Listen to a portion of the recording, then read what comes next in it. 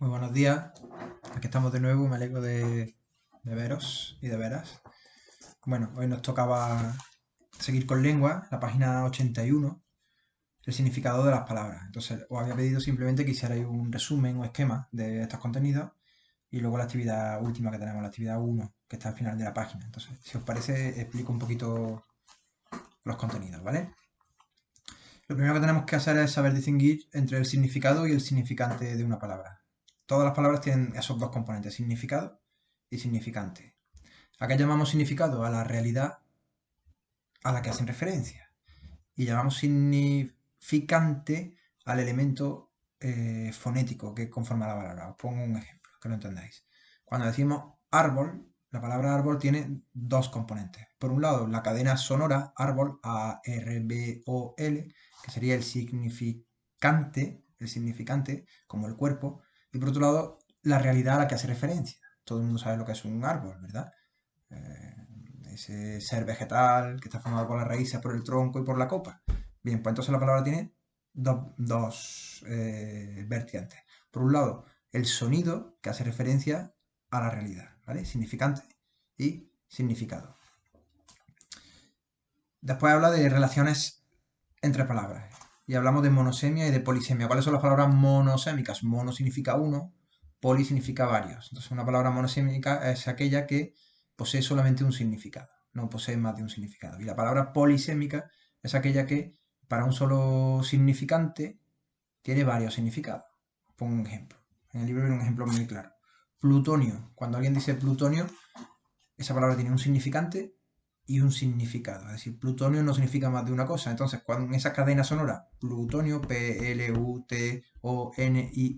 solamente hacemos referencia a un significado. Por lo tanto, es una palabra monosémica. Tiene un solo significado para un solo significante. ¿Vale?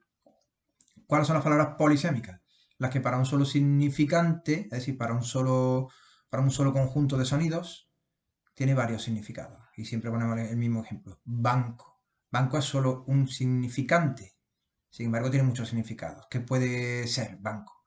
Pues puede ser el sitio ese en el que cuando podíamos salir a la calle nos sentábamos en un parque.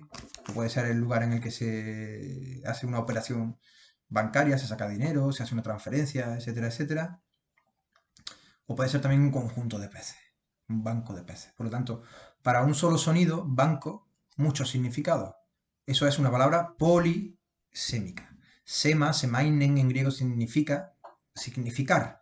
Por lo tanto, polisemia, muchos significados. Monosemia, un solo significado. ¿Vale? No sé si tenéis dudas con esto. Luego abajo se nos habla del significado denotativo y del significado connotativo, ¿vale? ¿Cuál es el significado denotativo? El que viene en el diccionario. Las palabras, lo que significa las palabras tal cual. Si yo busco, por ejemplo, perro, ¿qué me va a poner? Pues mamífero de cuatro patas que sirve como animal de compañía. Ese sería el significado denotativo. Sin embargo, eh, connota muchas cosas. Si yo digo, por ejemplo, anda, Cristian, venga, ponte a trabajar, que eres muy perro. En ese sentido, perro no se refiere a que sea un animal, sino a que le gusta poco trabajar, ¿vale? Porque ese significado connota eh, otras cosas, ¿vale? Igual que si le dices a alguien que está, no sé, que es muy burro o que es un lince. Esa persona es un lince. ¿A qué te refieres? ¿Al significado denotativo, al animal, a lo que viene en el diccionario? ¿O te refieres a que es una persona muy viva, muy que tiene mucha chispa, que lo entiende todo enseguida?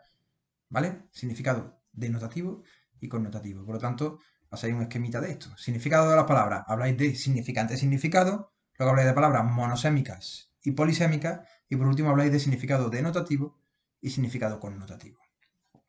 Cuando termináis, que vaya a tardar poquito, tenéis una práctica abajo. La actividad 1 dice, indica si las siguientes palabras son monosémicas o polisémicas. Es decir, pensad si esas palabras significan una cosa o significan más de una cosa, ¿vale? Cara, problema, etnia, entremés, oído, etcétera, etcétera.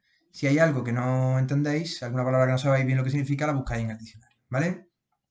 Y luego se va a hacer una serie de preguntas al respecto. Y nada, chicos, que sigáis muy bien, ¿vale? Venga, besos.